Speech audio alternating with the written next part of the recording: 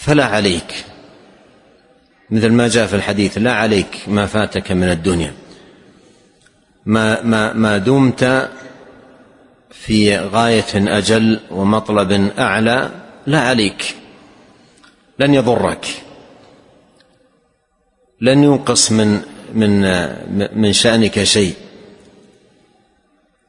لا عليك ما فاتك من الدنيا، لا يفكر في هذا الأمر، وإنما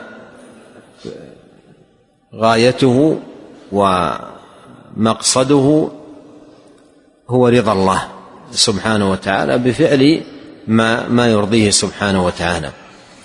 ولهذا من يسلك طريق السعادة في أعماله، في تجاراته، في مصالحه، في مقاصده، لا تستهويه مطامع دنيوية على خسارة دينية. كثير من الناس يسقط في هذا الامتحان عندما تلوح له الأرباح الدنيوية، ولكنها تحتاج إلى التخلي عن الدين أو عن جوانب من الدين، يتخلى ولا يبالي. فهذا تنبيه مهم.